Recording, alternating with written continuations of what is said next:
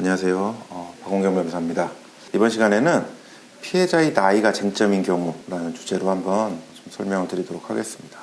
일반적으로 미성년자를 좀 전제로 해서 말씀을 드리는 겁니다. 헌법상 헌법 제34조에는 여성 청소년 등에 대한 특별한 보호에 대한 규정이 있습니다. 그래서 이를 바탕으로 해서 형법, 성폭법, 아청법, 아동복지법 등에서는 19세 미만, 더 나이 어린 경우도 포함이 됩니다.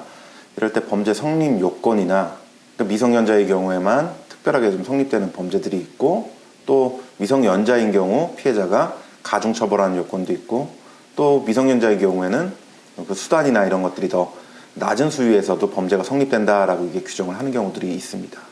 그러다 보면 피해자가 미성년자다라고 한다면 나이 관련해서 굉장히 쟁점이 되는 경우들이 많이 생기게 됩니다. 피해자가 만약에 나이가 미성년자인지 몰랐다, 이런 범위일 때는 어떤 죄가 되냐 안 되냐 아주 가리는데 굉장히 중요한 쟁점이 되는 경우들이 생기게 됩니다.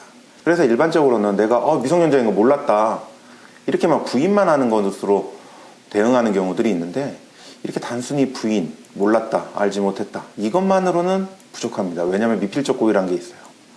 약간 미성년자일지도 모르지만 할 수 없어, 이런 인식이 있었다라고 판단이 된다면 똑같이 고의가 있다라고 봐서 유죄가 될 수 있기 때문입니다.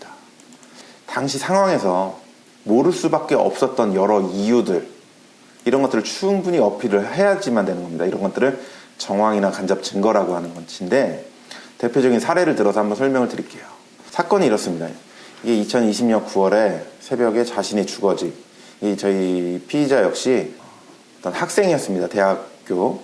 근데 자신의 주거지에서 아동 청소년인 여자 14세 미성년자에게 얼마를 주고 일회 성교행위해서 아동 청소년과 성매매를 했다. 이게 대표적으로 이제 아청법상 성매수 죄로 이게 의율이 돼서 이게 조사를 받은 사건입니다. 이제 그 피의자, 저희 의뢰인분도 학생이었는데 미성년자인 거 알지 못했다 라고 하면서 좀 억울하다라고 얘기를 했었습니다. 이게 실제 중요한 게 왜냐면 미성년자인지 여부가, 또 그걸 알았는지 여부에 따라서 죄명이 좀 달라지고 처벌 수위나 이런 것들이 굉장히 달라지기 때문입니다.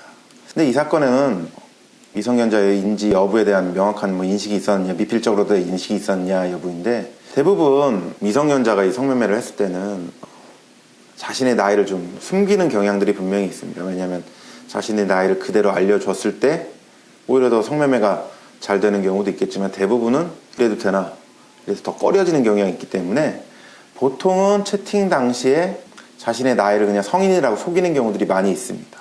그러니까 채팅상에서 나이를 그렇게 얘기했다라고 하면은 거기서 나이가 미성년자임을 알기는 어려웠겠죠. 이런 부분들을 좀 잘 어필할 필요가 있고, 그리고 또 만났을 당시, 각 단계별로 나누는 겁니다.